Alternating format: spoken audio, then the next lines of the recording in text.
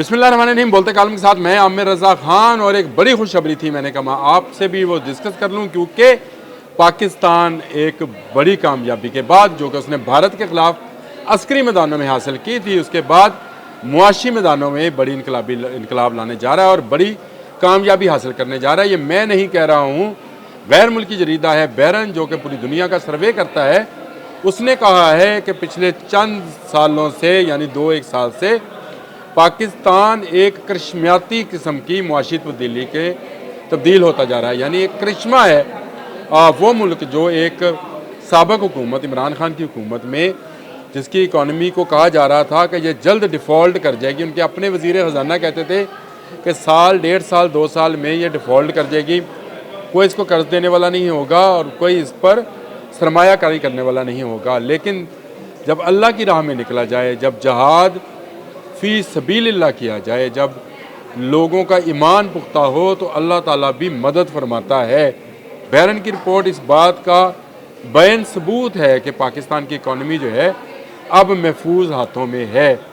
पाकिस्तान ने भारत को क्या मारा, इस वक्त पूरी दुनिया की जो इकोनॉमिस्ट हैं उनकी नज़रें पाकिस्तान पर हैं। वजह मैं आपको पहले भी बता चुका हूँ, इसकी वजह है सी पैक, क्योंकि चीन पूरी दुनिया के साथ ग्वादर के रास्ते इसी सी पैक के ज़रिए, वन रोड वन बेल्ट के ज़रिए जो है वो तजारत करना चाहता है। अच्छा, वन रोड वन वर्ल्ड जो है उसका मंसूबा वो भी पाकिस्तान से होकर गुजरना है, और अगर समंदर है तो उसमें से भी पाकिस्तान ने गुजरना है। जो गैस पाइपलाइन है उसने भी पाकिस्तान से होकर गुजरना है। पाकिस्तानियों, कम करो ना करो, अल्लाह ताला की तरफ से ऐसे हालात पैदा हो गए हैं कि आज पूरी दुनिया पाकिस्तान की तरफ देख रही है। हमारे यहाँ कोई तेल नहीं निकलता, कोई बहुत ज़्यादा मादनी ज़ाहिर नहीं है, कोई सोना चांदी नहीं है, लेकिन आज से 2 साल पहले जो महंगाई की शरह नमूद 40% थी, आपको पता है आज क्या है? ज़ीरो। यानी जिस रेशो से आबादी बढ़ती है उसी रेशो से अगर महंगाई बढ़ती रहे तो ये सिफर कहलाती है। ये ना समझिएगा कि महंगाई सिफर होने का मतलब ये है कि हर चीज़ सस्ती हो जाएगी, नहीं। आबादी के बढ़ने के साथ साथ जो महंगाई बढ़ती है पूरी दुनिया में है। जिन इकॉनमियों की सिफर रहती है इसमें रेशो, उनको कामयाब इकॉनमी करार दिया जाता है। और बैरन ने भी यही कहा है। उन्होंने कहा है कि पाकिस्तान इस वक्त इन्वेस्टमेंट का सबसे महफूज इलाका है। ऐसे ही कल आपने देखा कि स्टॉक एक्सचेंज कहाँ से कहाँ गई और ऐसी तारीख की बुलंद तरीन सतह पर पहुँची कल और परसों कि दुनिया हैरान थी कि सरमाया कहाँ से आ रहा है, कितना आ रहा है, संभाले नहीं संभल रहा था। और ये अभी ख़जाना आना है। अभी बहुत सारे मुल्कों ने पाकिस्तान में इन्वेस्टमेंट करना है। बहुत सारे मुल्कों की नज़रें हैं पाकिस्तान की ग्वादर पोर्ट पर, बिन कासम पर। तजारती माल जितना भी होगा वो ना ईरान के चाबहार से गुजरेगा, ना दुबई की पोर्ट तक पहुंचेगा।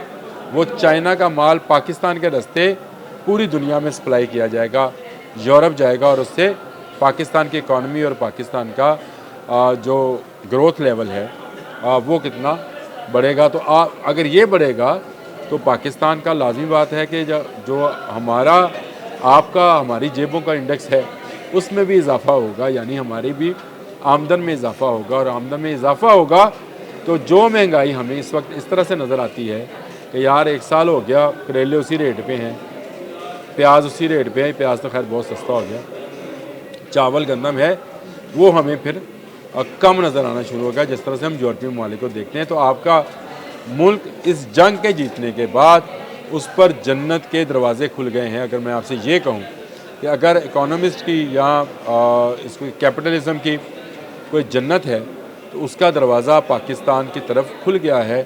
ठंडी हवा के झोंके आना शुरू हो गए हैं। वज़ीर आज़म पाकिस्तान और army chief general Asim Munir बारहा ये बात कह चुके हैं कि पाकिस्तान सरमायाकारी के लिए महफूज मुल्क है। तस्लीम इसलिए कोई नहीं करता था कि हमने भारत को फैंटी लगा के नहीं दिखाई थी, लेकिन 4 घंटे में जिस तरह से 1 अरब 25 करोड़ आबादी वाला भारत लेटा है, सीधा या उल्टा, अब ये आपने करना है, मैं ऐसी बात नहीं करता, लेटा है पाकिस्तान के सामने। उससे आप अंदाज़ा कर सकते हैं कि दुनिया का पाकिस्तान पर इत्मीनान کس قدر بڑا ہے، اور اب سرمایہ ایسے آئے گا جیسے وہ پنجابی ڈراموں میں کہتے ہیں نیری میں شاپر آتے ہیں، یا بارش برستی ہے، اس طرح سے کہہ لیں، میرا حال ہے برانے رحمت والی بات ہے، کیونکہ اللہ تعالیٰ کرم فرما رہا ہے ہم نے اللہ کی راہ میں بے گناہ لوگوں کے خون کا بدلہ لینے کے لیے جہاد کیا۔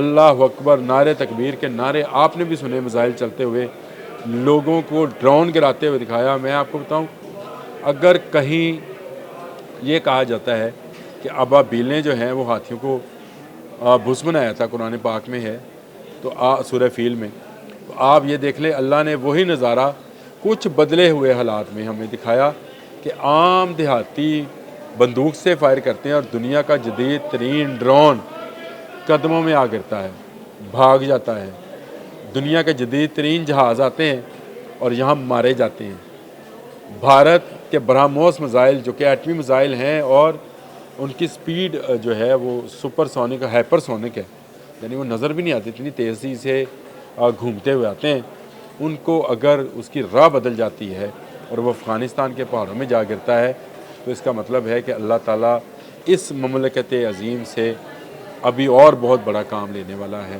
اور وہ بڑا کام آپ یاد رکھیے گا، پوری اسلامی دنیا کو فرنٹ سے اگر لیڈ کرے گا تو پاکستان کرے گا، نہ صرف عسکری لحاظ سے بلکہ معاشی لحاظ سے، اور پوری دنیا سے انویسٹرز اور پوری دنیا سے لوگ یہاں سرمایہ کاری کرنے آئیں گے۔ صرف یہ فوج کو بیرونی بارڈروں سے فارغ ہو کر اندرونی بارڈروں میں کام کرنے والے غداروں کے خلاف اور دہشت گردوں کے خلاف کچھ موقع دیں، کیونکہ یہ ہم لوگوں میں چھپے بیٹھے ہیں۔